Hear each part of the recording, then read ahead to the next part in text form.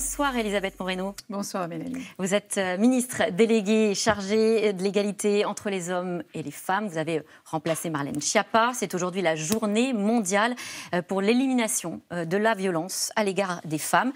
L'occasion de faire le point sur ce fléau avec vous, un fléau qui a provoqué la mort de 146 femmes l'année dernière.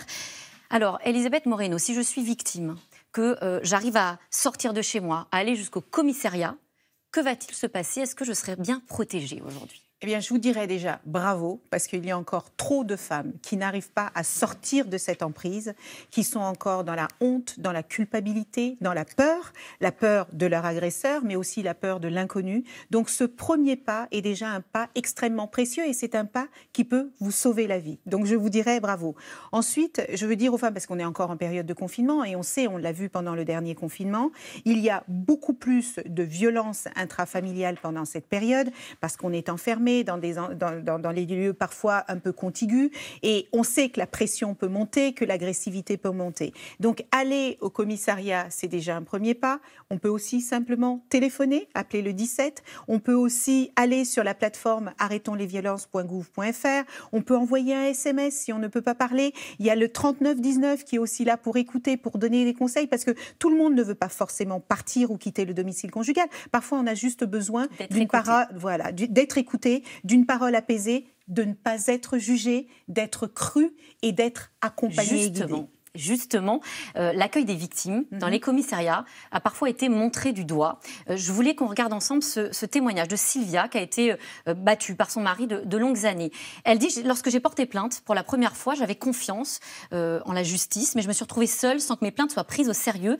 Et quand mon mari a su que j'étais allée à la gendarmerie, eh bien, la violence a redoublé. » Est-ce qu'il y a un problème en France de défiance quant à la parole des femmes et comment faire pour que ça change, notamment dans les commissariats, qui est la première étape, souvent avant le fait de se sauver?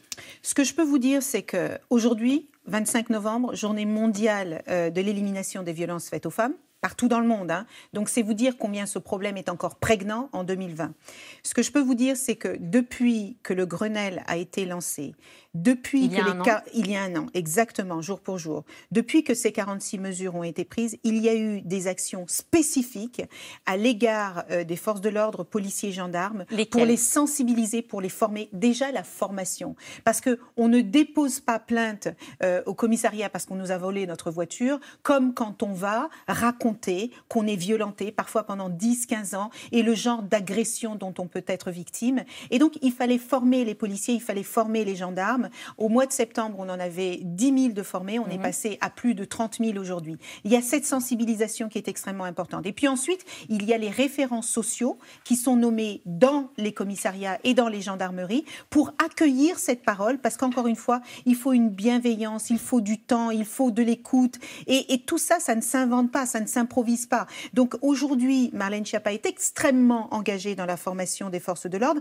Elle connaît bien ces problématiques, puisque vous l'avez dit, elle a été responsable en tant que secrétaire d'État de l'égalité entre les femmes et les hommes. Et nous savons combien il est important de redonner confiance à ces femmes. Justement. Parce que pardonnez-moi Mélanie, laissez-moi finir ça parce que c'est vraiment important, tant qu'il y aura de l'impunité, tant que les hommes auront l'impression qu'ils ne risquent rien, parce que les plaintes sont oubliées, ou parce qu'elles ne sont pas... seulement, je crois, des auteurs de violences envers leurs femmes sont... sanctionnés. Voilà, et justement, toutes les mesures qui ont été prises vont dans le sens d'encourager les femmes à aller déposer plainte parce que la sensibilisation est partout, l'écoute est partout et nous continuons de l'améliorer. Alors, vous avez lancé, justement, embarqué avec vous différents acteurs. Oui. Je pense notamment à des acteurs un peu inattendus comme les grandes surfaces ou les VTC. Racontez-nous quel est le lien. Eh bien, écoutez, moi je pense que la réussite que nous aurons sur l'éradication de ces violences, elle porte sur 3 triptyques. L'État, les politiques publiques que nous mettons en place pour protéger ces femmes,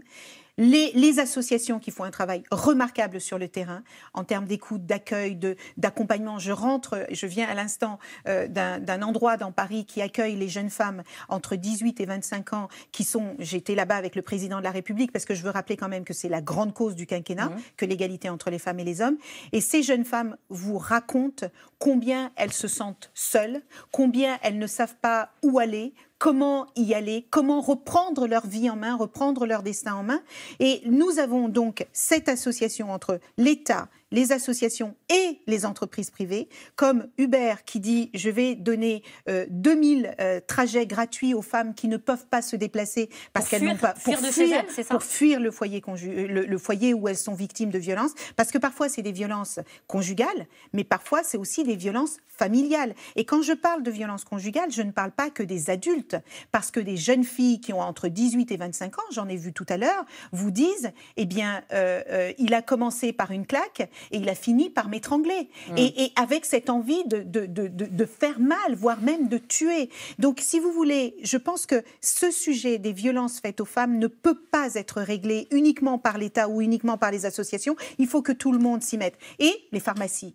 On a 22 000 pharmacies sur tout le territoire français. Eh bien, les femmes qui n'osent pas parler, qui n'osent pas déposer plainte, pour toutes les raisons qu'on peut imaginer, eh bien, si elles vont dans une pharmacie et qu'elles se confient à leur pharmacien parce qu'elles ont confiance, eh bien, les pharmaciens peuvent prévenir les forces de l'ordre. Mais ça peut être aussi un voisin qui entend une jeune femme qui... Alors justement, est-ce que, pour le coup, les voisins, vous en parlez, les citoyens font suffisamment leur travail? C'est vrai qu'on dit la violence, c'est l'affaire de tous, et pourtant, on a cette phrase un peu...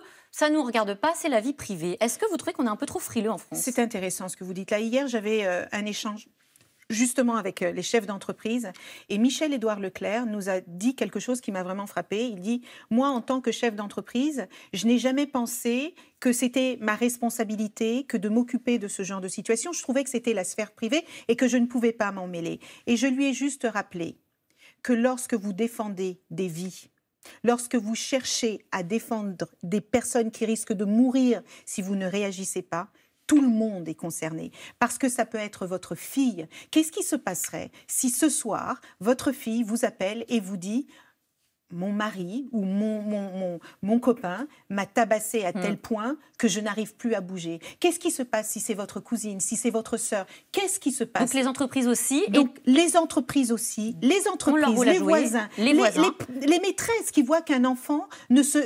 Et comment être sûr qu'on ne surinterprète pas?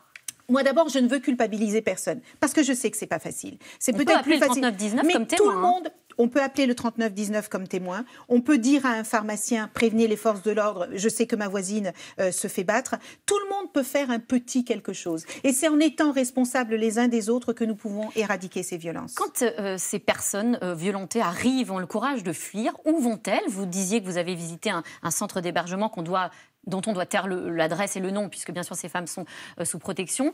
Je crois qu'il y a insuffisamment de places d'hébergement. Alors, comment faire? Est-ce que vous avez prévu d'en multiplier le nombre? Alors, je voudrais d'abord vous dire qu'en 2017, nous avions 4 700 places d'hébergement pour accueillir les femmes victimes de violences.